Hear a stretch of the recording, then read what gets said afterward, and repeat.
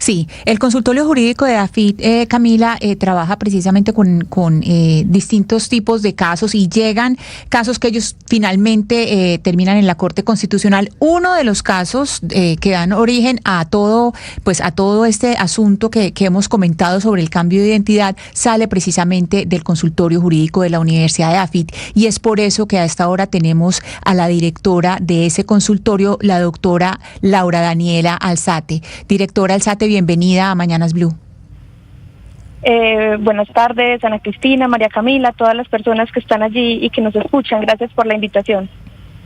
Directora Alzate, este proyecto que está en borrador y que se puede mirar en el sitio del Ministerio de Justicia, pues tiene un caso, uno de los casos de estudio salió del directorio. ¿Cuál es ese caso? ¿Qué era lo que ustedes entutelaron?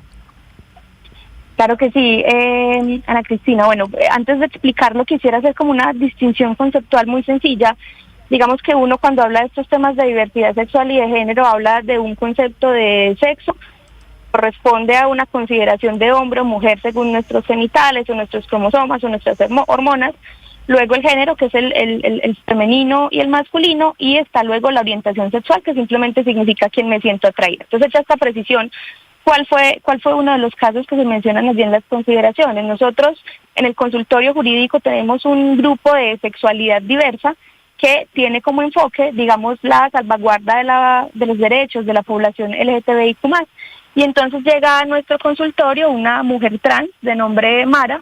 Ella estaba siendo víctima de actos discriminatorios en su lugar de trabajo. No la llamaban por su nombre identitario, le asignaban tareas que eran excesivas, la maltrataban, y entonces nosotros presentamos una acción de tutela contra, digamos, su empleador por esos actos discriminatorios de los que ella estaba siendo víctima. Y entonces finalmente este proceso y esas decisiones de tutela en las instancias ordinarias luego fueron seleccionadas por la Corte Constitucional para ser revisadas.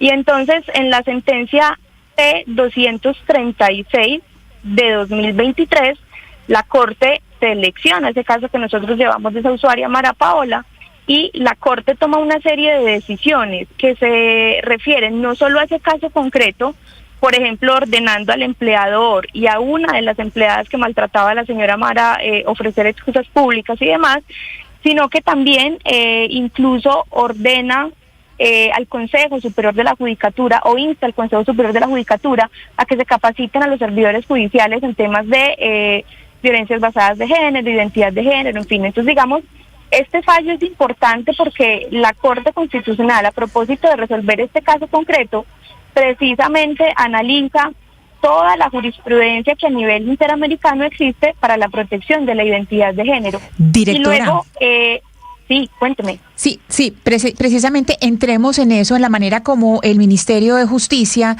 entra a mirar este caso, porque usted nos está hablando de Mara Paola, pero Mara Paola era una mujer adulta y era una mujer que pues había tomado una decisión adulta y estaba rodeada de adultos, pero en el momento que se habla de la tarjeta de identidad en este proyecto que está para observaciones, pues de inmediato se baja la edad, porque la tarjeta de identidad pues se toma entre los 7 años y los 18 años. Entonces se baja esa decisión hasta los 7 años. Ustedes en el consultorio jurídico de AFIT, ¿cómo ven esa ampliación de la mirada o esa forma en que se amplía la mirada frente al rango de decisión sobre cómo va a quedar para el resto de la vida la tarjeta de identidad o la identidad de la persona? Listo, claro que sí, Ana Cristina. Bueno, ¿qué sucede? Claro, como bien lo menciona usted, en ese caso, la señora Mara era, digamos, una persona ya mayor de edad. Lo que el decreto contempla es la posibilidad entonces de que el componente, digamos, el marcador sexogenérico sea modificado no solo en cédulas, que es como nos identificamos las personas mayores de edad, sino en tarjetas de identidad, como se identifican los menores de edad a partir de una cierta edad, y en los registros civiles de nacimiento. Nosotros, ¿qué es lo que hemos conocido a partir de nuestra experiencia, Ana Cristina? Sabemos que esto genera, digamos, muchos temores, muchas aprensiones, pero lo que nos hemos encontrado es que cuando los padres deciden acompañar a su hija o a su hijo que se sienten identificados con una identidad de género que no les pertenece o digamos que no se corresponde con la que les asignaron al nacer, esto es producto de un proceso que ya lleva mucho tiempo. Porque ¿qué pasa, Ana Cristina? Finalmente uno salir al mundo y decir, yo soy una persona transgénero, no soy una persona cisgénero nos llamamos quienes nos identificamos con nuestra identidad de género asignada, es exponerse a un montón de violencias, de vulneraciones. Por ejemplo, la expectativa de vida de las personas trans es en promedio 40 años. Entonces, cuando una decisión de esa envergadura se toma, viene de un proceso muy extenso e incluso acompañado por los padres. Claro que sí. Claro, directora Alzate, pero entiendo que eso ya se puede hacer, o sea, gracias al tema de la tutela, pero de pronto yo estoy confundida con lo que sucedió la semana pasada, y es que aquí lo que está haciendo el Ministerio de Justicia con este borrador es proponer que los menores de edad lo puedan hacer incluso sin la autorización de los padres. ¿Eso es lo que ustedes también promovieron al hacer esta tutela o nada tiene que ver? Y si nada tiene que ver, le pregunto su opinión al respecto. Si un niño de 10 años, 12 años puede tomar esa decisión o debería poder tomar esa decisión a pesar de que sus padres no estén de acuerdo. Listo, claro que sí, María Camila, gracias por esa pregunta. Entonces, ¿qué pasa?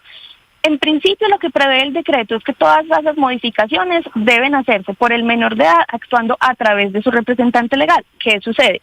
Que el decreto contempla la posibilidad de que si el representante legal no va a actuar en representación del niño, niña, adolescente, entonces lo haga el defensor de familia. Pero quiero precisar aquí algo y es, no es nuevo que el defensor de familia tenga facultades para actuar en representación de niños, niñas o adolescentes en determinados casos cuando no lo quieran hacer sus padres. Digamos que el Código de Infancia y Adolescencia, que es una norma que existe desde el 2006, en su artículo 82, numeral 12, establece dentro de las funciones del defensor de familia representar a niños, niñas o adolescentes en estos casos. Entonces, ahora sé que viene una preocupación y es, si yo soy defensor de familia y llega un niño, niña, adolescente diciendo mis padres no me acompañan en este trámite, acompáñeme usted y represénteme usted, pues digamos el defensor de familia tiene allí facultades para analizar ese caso y sobre todo para auscultar de dónde viene esa manifestación del niño, porque ¿qué sucede?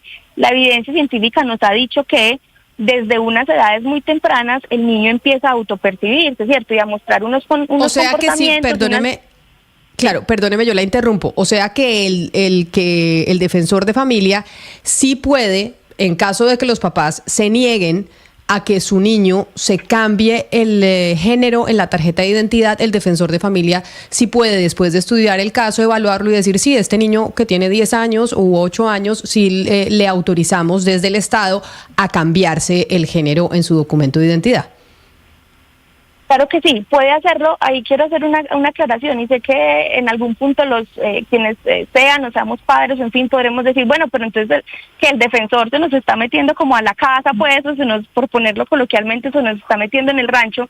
Sé que esa es una preocupación que existe, pero digamos, desde el principio, desde que existe el Código de Infancia y Adolescencia y se contempló la posibilidad de que los defensores hicieran ciertas cosas en representación de los niños, se planteaba la posibilidad de que a veces los padres fueran vulneradores de derechos.